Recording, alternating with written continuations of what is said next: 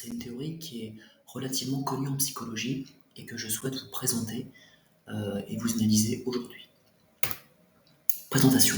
En psychologie, Big Five désigne un modèle descriptif de la personnalité en 5 traits centraux, empiriquement proposé par Lewis Goldberg en 1981, puis développé par Costa et McCrae dans les années 1987-1992. Il se compose de 5 dimensions principales: l'ouverture à l'expérience, la conscience, l'extraversion, l'agréabilité et le névrosisme, qui décrivent les traits de personnalité fondamentaux d'un individu. Océan, donc c'est un moyen mnémotechnique pour mieux vous les remémorer.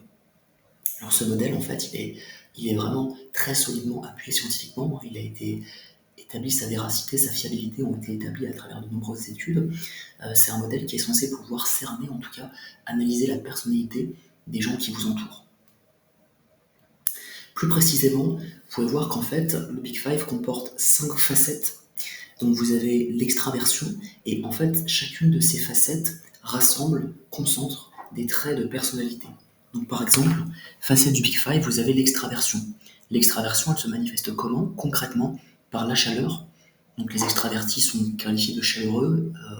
On a généralement envie d'être entouré de gens extravertis parce que voilà, ils sont aimables, sympathiques, ils dégagent quelque chose de positif, ils peuvent être parfois considérés comme rayonnants.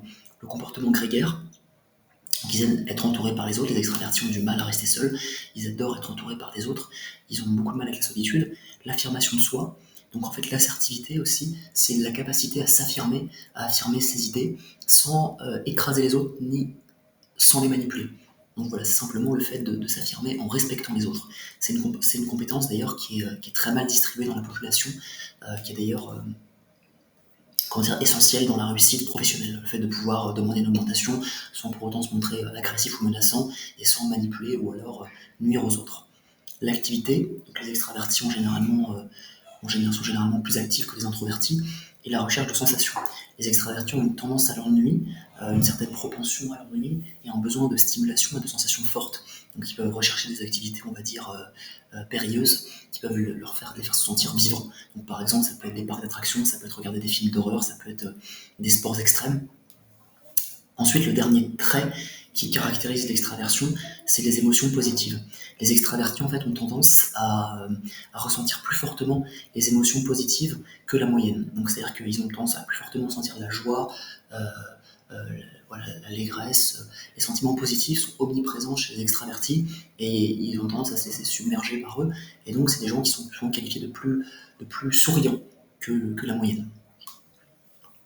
Il faut savoir que l'extraversion, c'est un continuum. Donc, en fait, on est plus ou moins extraverti ou plus ou moins introverti.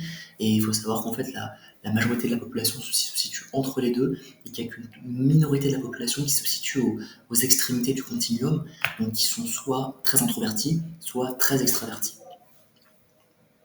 Ensuite, le trait agréabilité. Donc, il comprend la confiance, la droiture, l'altruisme, donc le fait de ne pas être égocentré, le fait de considérer les autres, de penser aux autres, de penser aux besoins, aux sentiments, aux émotions des autres. Le respect des règles, donc voilà, le fait de se conformer aux règles, de se plier aux règles de la vie en société. La modestie, le fait de rester humble et de ne pas se considérer comme étant le centre de l'univers, meilleur, plus intelligent que tout le monde.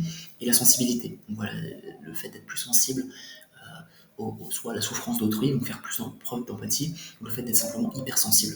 Il faut savoir que les femmes ont généralement en moyenne un score plus élevé en agréabilité que les hommes, et notamment sur le trait compliance, donc l'altruisme. Donc savoir que les femmes considèrent plus les besoins des autres, et en fait ont plus ce besoin viscéral de favoriser l'harmonie au sein du groupe. Elles ont plus ce besoin de considérer voilà, que la cohésion dans le groupe, c'est fondamental, c'est essentiel, et donc elles ont tendance à favoriser et à polisser, à huiler les relations sociales, les rouages des relations sociales. Ensuite, l'ouverture. Donc l'ouverture, c'est plus généralement l'ouverture aux nouvelles idées, l'ouverture d'esprit, en fait, pour résumer. Donc on parle aux rêveries, à l'esthétique, aux sentiments, aux actions, aux idées, aux valeurs. Donc le trait d'ouverture, en fait, il est fondamental pour comprendre quelqu'un parce que c'est ce qui différencie en fait quelqu'un qu'on pourrait qualifier de fermé d'esprit à quelqu'un qu'on pourrait qualifier de ouvert d'esprit. Quelqu'un ouvert d'esprit, il ne va pas être opposé aux nouveaux concepts.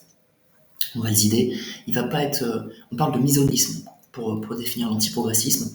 Donc le misonéisme, c'est le fait d'être opposé aux nouvelles idées, aux nouveaux concepts, aux nouvelles notions, et en fait de rester enfermé sur ce qu'on a déjà appris. En fait. Et l'ouverture, en fait, elle est négativement corrélée à la sensibilité au dégoût. Pardon. Plus une personne est sensible au dégoût, et plus elle sera susceptible de ne pas être ouverte d'esprit. Les personnes qui sont moins sensibles au dégoût, au contraire, ont tendance à plus facilement s'ouvrir aux nouvelles idées. Donc on a les valeurs, donc les valeurs, voilà, le fait d'intégrer de nouvelles valeurs à son système de valeurs déjà préexistant, les idées, les actions. L'ouverture, c'est vraiment un trait fondamental. D'ailleurs, les personnes créatives, au passage, j'ai déjà fait une vidéo sur la créativité, mais je me permets de le rappeler, les personnes créatives ont souvent un score d'ouverture bien plus élevé que la moyenne, parce qu'elles sont spontanées, impulsives, et surtout ouvertes aux nouvelles idées. Ensuite, le trait névrosisme. Alors, le trait névrosisme, c'est un peu, on va dire, le plus négatif des 5, mais laissez-moi vous expliquer. Le trait névrosisme, en tout cas, il comprend donc des caractéristiques comme l'anxiété. Il faut savoir que les personnes qui ont un score élevé de névrosisme sont souvent qualifiées d'anxieuses. Elles sont anxieuses par rapport à leur avenir qu'elles considèrent comme incertain. Mais aussi la colère, l'hostilité. Donc elles ont tendance à se mettre facilement en colère, à se laisser submerger par leurs émotions, par la colère, et être assez hostiles parfois aux autres quand elles se sentent menacées. Et ces personnes ont parfois tendance à souffrir de troubles anxieux ou encore de dépression. Donc justement, la dépression, c'est le troisième point. Donc ça, c'est souvent dû à un déficit de sérotonine, mais la dépression, ça se manifeste de plein de manières. Hein. J'avais déjà fait une vidéo auparavant sur la dépression, mais on peut noter voilà, les ruminations, le ralentissement psychomoteur, le fait d'avoir plus de motivation pour ne rien faire, donc le fait d'être complètement enfermé dans son quotidien, le fait de ne pas ressentir de motivation pour les activités banales de la vie quotidienne.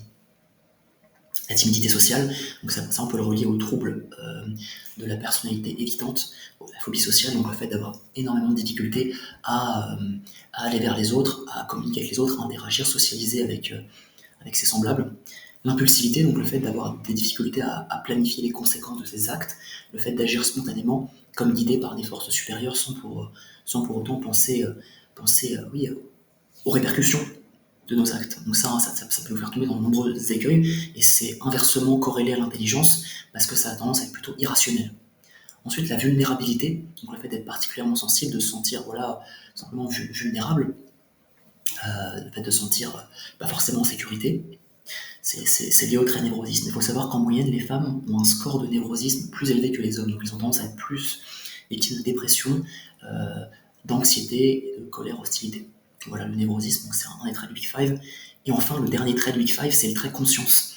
Donc il rassemble la compétence, l'ordre, le sens du devoir. Donc est-ce que la personne est digne de confiance, truthworthy, comme disent les Anglais, est-ce qu'elle est disciplinée, est-ce que elle, elle a un comportement qui est responsable, c'est-à-dire qu'en fait elle ne met pas les autres en danger, surtout est-ce que elle est capable de systématiquement respecter les engagements qu'elle a pris, est-ce qu'elle est digne de confiance. La recherche de la réussite, donc ce sont des gens qui sont perfectionnistes, qui sont très exigeants avec eux-mêmes, qui sont intransigeants. Voilà, ils sont perfectionnistes, donc ils ont envie toujours d'accéder au meilleur et de viser l'excellence. Ce sont des gens qui ont pour objectif de devenir les meilleurs dans leur domaine et qui travaillent pour réussir. C'est important parce qu'il n'y a pas simplement cette volonté, il y a aussi le fait de mettre en œuvre des efforts concrets tous les jours pour atteindre ses objectifs, pour atteindre son but. Ensuite, l'autodiscipline, donc c'est ce dont on parlait, c'est la capacité en fait à se focaliser, à se discipliner, en fait à s'astreindre à une routine tous les jours. Donc voilà, faire des efforts quotidiennement. C'est un véritable accomplissement. Et cette autodiscipline, elle peut aussi être obtenue par émulation. C'est-à-dire que si par exemple, dans une classe d'élèves, il y a un petit noyau dur qui travaille très très bien, et ben, ils peuvent inspirer positivement les autres à les imiter. Et donc par l'émulation, ils peuvent réussir à augmenter le niveau général de la classe. L'autodiscipline, donc le fait de ne pas seulement compter sur la motivation, qui de toute façon est éphémère, qui dure très peu de temps, pour réussir, pour réaliser ses objectifs, mais aussi de compter sur sa discipline quotidienne. C'est vraiment la clé, le secret de la réussite. Enfin, la délibération. Donc voilà, je vous ai présenté les 5 facettes du Big Five qui en fait permettent de définir dans les grandes lignes la personnalité de quelqu'un. La personnalité de quelqu'un, ça peut être défini aussi par la somme de ses pensées, la somme de ses actions au quotidien.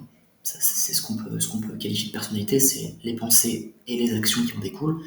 Donc voilà, ça permet en fait de vraiment caractériser le caractère de la personnalité de quelqu'un, et donc de mieux comprendre cette personne. Ce qu'il faut bien garder en tête, c'est que le comportement de quelqu'un, il est défini par deux facteurs. On a tout d'abord la personnalité, donc comme ce que je viens de vous décrire, et on a aussi l'environnement. Le comportement de quelqu'un, il ne peut être expliqué par un seul facteur. L'explication n'est jamais monofactorielle. Il est toujours expliqué par plusieurs facteurs au minimum. Et en l'occurrence, donc, il y a la personnalité qui peut être innée ou qui peut se modifier, notamment dans les cas de choc post-traumatique, qui peut se modifier à travers le temps, mais aussi l'environnement, le contexte, c'est très important à prendre en compte. Euh, Quelqu'un se comporte différemment, on va dire, suivant les contextes. Donc ça, c'est vraiment essentiel à prendre en compte. En tout cas, j'espère que cette vidéo sur le Big Five vous aura plu. J'espère avoir été clair, limpide, et que cette vidéo aura pu vous instruire. En tout cas, j'ai beaucoup apprécié la faire. Et en tout cas, je vous souhaite une bonne journée.